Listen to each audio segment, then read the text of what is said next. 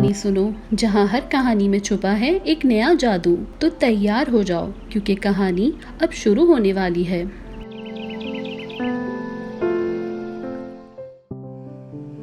صحن میں دوپہر کی دھوپ ہلکی ہلکی پھیل رہی تھی. درخت کے سائے میں چارپائیاں بچھی تھیں. کبوتر چھت پر اڑ رہے تھے. امی کچن میں کھڑی سالن بھون رہی تھی. سالن کی مزیدار خوشبو پورے گھر میں پھیل رہی تھی. ندا ہاتھ میں کتاب پکڑی صحن کے کونے میں بیٹھ کر پڑھنے کی کوشش کر رہی تھی، لیکن بار بار کچن سے آتی آوازوں پر اس کی توجہ بھٹک جاتی. ندا برتن دھو لو، کب سے کہہ رہی ہوں، امی کی آواز آئی. ندا نے منہ بنایا. امی میں بعد میں دھو لوں گی نا، ابھی میرا ناول رہتا ہے. اور یہ سنتے ہی ہنا اندر سے آدھم کی. ہاتھ میں کپڑا تھا اور چہرہ تپا ہوا. ندا تمہیں شرم نہیں آتی؟ امی کو سارا دن کچن میں لگوا دیتی ہو اور خود آرام سے کتابیں پڑھتی رہتی ہو. ندا نے منہ بنا کر کہا، واہ واہ، جیسے تم نے تو بڑی کبھی میری مدد کی ہو. تمہیں تو بس موقع چاہیے مجھے برا بنانے کا. ہنا کا لہجہ سخت تھا. تم ہر وقت لاپرواہ رہتی ہو، ذرا سا کام کہا جائے تو پہاڑ بن جاتا ہے. اور یوں اس چھوٹی سی بات پر جھگڑا شروع ہو گیا. ابو برآمدے میں بیٹھ کر اخبار پڑھ رہے تھے. انہوں نے زور سے کہا، کیا روز یہی تماشا لگانا ضروری ہے؟ چھوٹا بھائی روحان جو بیٹھ ہاتھ پہ لیے بیٹھا تھا ہنس کر بولا، امی یہ دونوں بہنیں نا کرکٹ ٹیم کے کھلاڑیوں کی طرح ہیں، ہر روز ایک نیا میچ کھیلتی ہیں.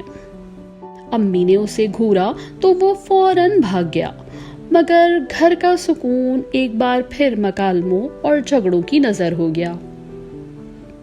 یہ گھر ویسے تو پیار محبت سے بھرا ہوا تھا.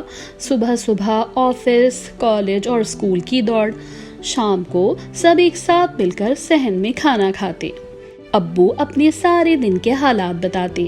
امی بھی سارے دن کی رودات سناتی کہ آج گھر میں کیا کیا ہوا، کون آیا، کون گیا، کیا پکایا. اگلے دن کا مینیو بنانے کے لیے سب کی رائے بھی اسی وقت لی جاتی. روحان اپنی شرارتیں سناتا، لیکن ہنا اور ندا کی نوک جھوک اکثر ماحول خراب کر دیتی، کبھی کھانے پر تو کبھی کپڑوں پر. امی بار بار سمجھاتی، بیٹیوں تم دونوں بہنیں ہو، آپس میں پیار سے رہا کرو. ایک دن ایسا بھی آئے گا کہ تم ایک دوسرے کے بنا ادھوری لگو گی. لیکن دونوں پر کوئی اثر نہ ہوتا. ایک دن کالج میں پرنسپل نے اعلان کیا کہ سالانہ فنکشن میں مختلف مقابلے ہوں گے، تقریر، ڈرامہ اور سب سے خاص پکوان کا مقابلہ. شرط یہ تھی کہ 2 اسٹوڈنٹس مل کر ایک ڈش بنائیں. کلاس میں سب لڑکیاں جوش سے پارٹنر ڈھونڈنے لگیں. کسی نے دوست کے ساتھ نام لکھوایا، کسی نے کزن کے ساتھ. پیچھے بیٹھی ہنا اور ندا کو دیکھ کر ایک لڑکی نے مذاق کیا، ارے تم دونوں کا نام تو لازمی ہونا چاہیے، روز گھر میں اتنا پریکٹس کرتی ہو لڑنے کی، اب دیکھتے ہیں کچن میں کیا حال ہوتا ہے. سب ہنسنے لگے. ندا کا چہرہ غصے سے لال ہو گیا. ہنا نے دانت پیستے ہوئے کہا، ٹھیک ہے پھر دیکھ لینا، ہم ہی پہلا انعام جیتیں گے. گھر آ کر جب امی کو بتایا گیا تو انہوں نے خوش ہو کر کہا، بہت اچھا، یہی وقت ہے تم دونوں ساتھ ساتھ کام کرنے کی عادت ڈالو. ندا نے منہ بنایا، امی ہنا بات بات پر حکم چلاتی ہے، میں کیسے اس کے ساتھ بنا سکوں گی. امی نے نرمی سے کہا، بیٹا ہر انسان کا اپنا مزاج ہوتا ہے. اگر ہنا کی مزاج میں تھوڑی سختی ہے تو تم پیار اور نرمی سے کام لو، دیکھنا وہ خود شرمندہ ہو کر اپنے مزاج میں بہتری لائے گی. یہی موقع ہے، اگر تم دونوں چاہو تو نہ صرف مقابلہ جیت سکتی ہو بلکہ گھر کا سکون بھی واپس لا سکتی ہو. اب گھر میں روز مشق ہونے لگی. ہنا زیادہ سنجیدہ مزاج تھی، ہر چیز ناپ تول کر کرتی. ندا ذرا جلد بازی دکھاتی اور پھر گڑبڑ کر بیٹھتی۔ ایک دن ندا نے پیاز کاٹتے ہوئے کہا، یہ کاٹنا سب سے مشکل ہے، میری آنکھوں سے پانی بہہ رہا ہے۔ ہنا نے فوراً جواب دیا، تمہیں نا کوئی کام صحیح سے آتا ہی نہیں۔ ندا نے غصے سے چھری رکھ دی، اچھا تو پھر تم خود ہی کر لو۔ امی نے بیچ بچاؤ کیا، بس کرو لڑکیوں، اگر مقابلہ جیتنا ہے تو برداشت کرنا سیکھو۔ روحان بھی بیچ میں کود پڑا، اگر تم دونوں جیت گئی نا تو انعام کا آدھا حصہ مجھے دینا پڑے گا، بھائی میری برداشت بھی تو گنی جائے گی۔ سب ہنسنے لگے اور یوں ہنسی مذاق اور جھگڑوں کے بیچ تیاری جاری رہی۔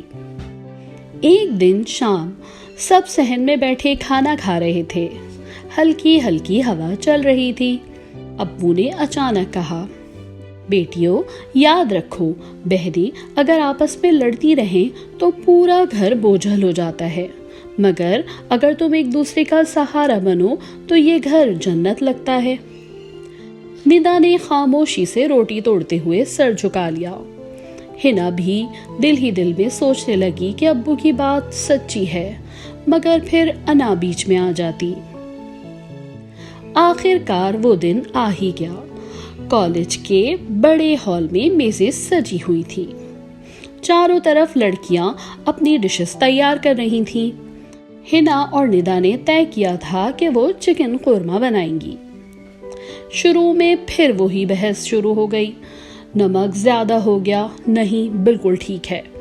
ساتھ بیٹھی لڑکیاں ہنسنے لگی۔ پھر آہستہ آہستہ دونوں نے ایک دوسرے پر بھروسہ کرنا شروع کیا۔ ندا نے پیاز خوبصورتی سے بھونا، ہنا نے مسالہ ڈالا، دونوں نے مل کر چکن ڈالا، کڑھائی سے خوشبو اٹھنے لگی۔ جب ڈش مکمل ہوئی تو وہ واقعی لاجواب تھی۔ ججز نے چکھ کر کہا، زبردست ذائقہ ہے، مسالہ اور نمک بالکل متوازن ہے۔ اور جب نتیجہ سنایا گیا تو پورا ہال تالیوں سے گونج اٹھا۔ پہلا انعام ملا تھا ہنا اور ندا کو۔ دونوں بہنیں حیران بھی تھیں اور خوش بھی۔ انعام لینے کے لیے جب سٹیج پر گئیں تو ایک دوسرے کی طرف دیکھا اور پہلی بار دل سے مسکرا کر ایک دوسرے کو گلے لگا لیا۔ گھر پہنچتے ہی روحان نے خوشی سے نعرہ لگایا، واہ واہ میری بہنیں تو شیف بن گئی ہیں۔ امی نے دونوں کو گلے سے لگا لیا، آنکھوں میں آنسو تھے۔ یہی تو میرا خواب تھا، میری بیٹیاں ساتھ ساتھ رہیں۔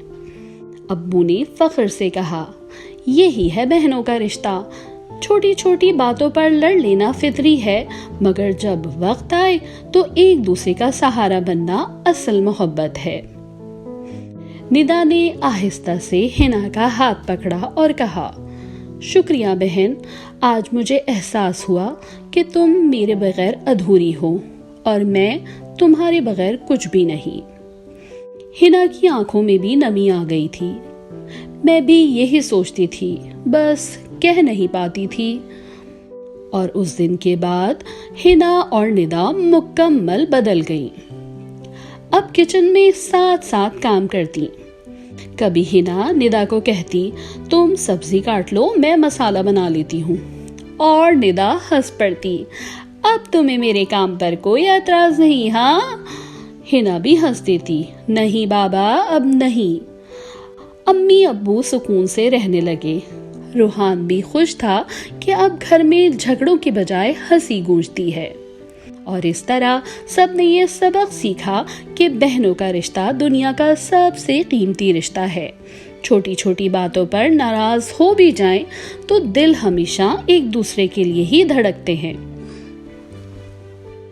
پیارے دوستوں، اگر یہ کہانی آپ کے چہرے پر ایک پیاری سی مسکان لے آئی ہو تو کہانی سنو کو ضرور سبسکرائب کریں، لائک کریں اور دوستوں کے ساتھ شیئر کرنا تو بالکل بھی نہ بھولیں۔ انشاءاللہ جلد ملیں گے ایک نئی کہانی کے ساتھ۔ اللہ حافظ۔